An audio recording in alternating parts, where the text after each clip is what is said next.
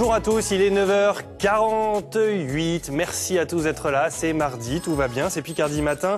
Mardi 27 septembre, aujourd'hui on fête les Vincent. Hiro, bonjour, où êtes-vous aujourd'hui? Quelque part dans l'Oise, pas très loin de l'endroit où vous étiez hier déjà, Mathieu. Exactement, bonjour Thibaut, bonjour à vous qui nous regardez en direct chez vous sur France 3 Picardie. Écoutez, hier, vous l'avez dit, on était au cœur des quartiers nord de Beauvais, au cœur du quartier Argentine. Aujourd'hui, on a décidé de se rendre dans un autre quartier, Saint-Just-des-Marais, aux ateliers de la Bergerette. Alors, les ateliers de la Bergerette, en un mot, c'est le temple de la récupération, une véritable caverne d'Ali Baba avec des milliers d'objets qui s'entassent. Le principe est clair, les objets sont collectés, certains réparés, pour être revendus. Donc voilà, c'est complètement développement durable. On va en parler dans quelques instants avec nos invités. Mais regardez, je voulais vous montrer cette antiquité, Thibaut.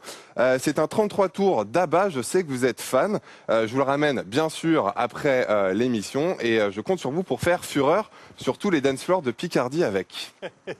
Avec plaisir, Mathieu. Vous deviez me ramener à Marseille hier. Vous ne l'avez pas ramené. Je témoigne. Celui-là, je le veux, le disque d'Abba. Et oui, grillé, Mathieu. À tout à l'heure. Merci beaucoup. Promis juré.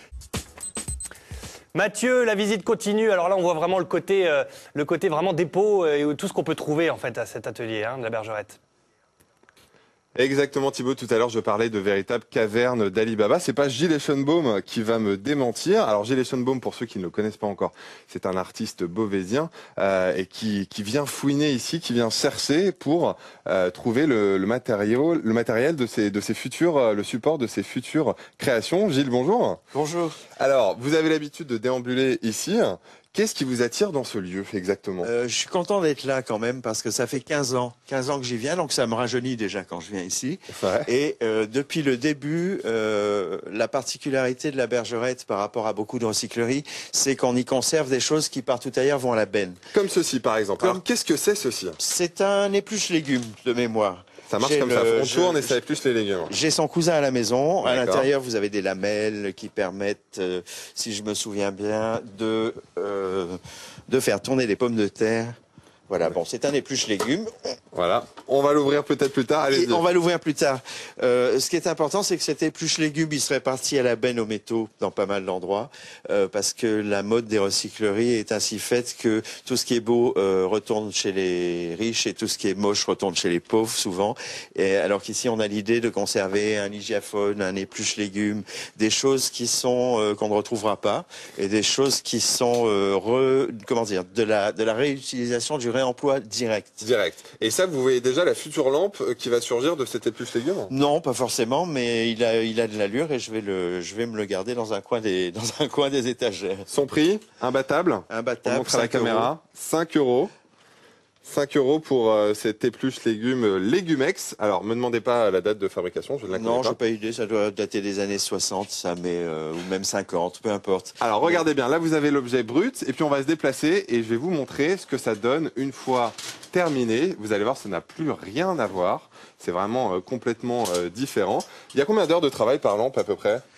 En moyenne 30 heures, mais ça veut rien dire. Il y en a qui prennent 1 heure et d'autres qui prennent 1 mois. Mais en général, pour faire du bon boulot, on peut compter une trentaine d'heures entre le moment où on trouve les objets, le moment où on commence à les décrasser, parce que c'est ça le gros boulot quand on veut faire du brut propre. C'est quand même de commencer par rénover un peu les surfaces et puis ensuite on peut les travailler et les finir. Là, j'ai pris cette lampe, parlez-nous-en un petit peu, c'est une théière à la base. C'est une bouilloire, vulgairement, à la base. J'ai pris 3 exemples de lampes frappants. Ça, c'est l'exemple type de la lampe qui se fait à partir d'un objet qui vaut pas grand-chose, mais qui nécessite énormément de travail. D'accord. La deuxième et la troisième, ce sont des objets qui viennent réellement de la Bergerette. Je les ai trouvés ici. Ouais, et entièrement. Là, moyennant une adaptation un peu moins longue, par contre, c'est l'originalité des objets qui fait le clin d'œil. On vous avait suivi il y a quelques temps ici même aux ateliers de la Bergerette. Je vous propose de regarder ce que ça donne. C'était un reportage signé Bernard Godard. Maxime et lui est monté par Fabienne Labigne. À tout de suite.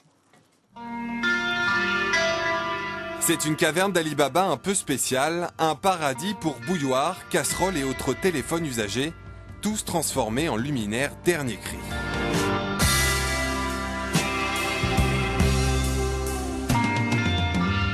Des lampes non identifiées, reflets de l'imaginaire sans limite d'un artiste un peu déjanté, toujours en quête de création. Redonner vie à des objets délaissés, un geste quasi militant pour cet ancien attaché de presse aujourd'hui retiré du monde des médias et de la société de consommation. Aujourd'hui, les ateliers de la Bergerette, le temple de la récup à Beauvais, n'ont plus aucun secret pour Gilles et ses lubies. Je regarde ce qu'il y a dans les vitrines, dans les étagères, dans les plafonds, et j'attends une bonne surprise. Mais j'ai pas de liste de courses. Le bras du capitaine Crochet, là, il me fait kiffer. Chaque semaine, il faut se raisonner, ne pas craquer face aux vitrines et se contenter d'objets certes insolites, mais toujours 100% fonctionnels. Quelquefois, j'ai des objets un peu monumentaux qui ont besoin de ces proportions, et c'est pas facile à trouver en grand format. Pas du tout. En plus, à ce prix-là, c'est donné. Vous êtes désormais prévenu, grâce à Gilles, ne soyez pas surpris de trouver un jour chez des amis votre vieux sèche-cheveux transformé en luminaire, accessoire de décoration ou mobilier d'ambiance.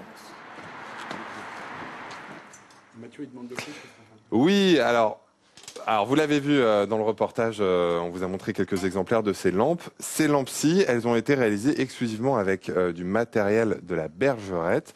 Gilles, expliquez-nous qu'est-ce que c'est. Alors ça, on a bien vu que c'était une bouilloire, mais alors ceci, c'est pour faire du café. Non, ce serait un mixeur de bar, j'ai l'impression. En tout cas, c'est un mixeur. C'était un pistolet qu'on peut enlever de sa base et qui devait pouvoir servir à faire des mélanges sur un bar, je pense. D'accord. Et celle-ci à côté, alors? Celle-ci, c'est un gaufrier électrique. C'est un ancêtre de gaufrier électrique. On peut l'ouvrir, la chavirer, elle risque rien. Et voilà, j'ai conservé l'intérieur en état de manière à ce que ce soit plus sympathique. Donc un gaufrier électrique avec un moule à jambonneau. D'accord. Et avec un vulgaire couvercle casserole. Le prix varie d'une lampe à l'autre, mais si on peut donner un prix en moyenne, quel est-il? En moyenne, on peut dire entre 150 et 300 euros quand même. On a à peu près toutes les lampes que je fabrique. Bon, après. Le prix de l'imagination et des heures de travail. Non, l'imagination est gratuite. Ce sont le prix des objets quand même, quelque part, parce que je les achète. Le matériel électrique est neuf, systématiquement. On ne prend pas de risque avec ça. Et puis, le nombre d'heures de travail, je ne les comptabilise pas comme un notaire, mais bon. Elles y sont là. Merci. Merci Gilles. Et écoutez, nous, on se retrouve dans quelques instants pour que je vous annonce le programme de demain. Merci Gilles. Et puis, à tout de suite. Merci Mathieu, vos poubelles ont du talent, c'est dans l'Observateur de Beauvais aussi, regardez un petit article, page 12, grâce au réemploi, vos poubelles ont du talent, Gilles Eschenbaum s'amuse, il réemploie ses objets chinés, un petit portrait sympa à l'image qui apparaît là, voilà, sur la revue de presse de l'Observateur de Beauvais de la semaine dernière, et puis sur internet aussi, son site, avec de très belles photos. Oui, il a vraiment de très belles photos de toutes ses œuvres qui sont vraiment, je regardais là, c'est c'est vraiment très original, c'est assez, celle-ci qu'on a vue à l'image là tout à l'heure que Mathieu nous a montré. Et donc il y a les prix, on peut même commander. On peut même commander sur Internet. Voilà.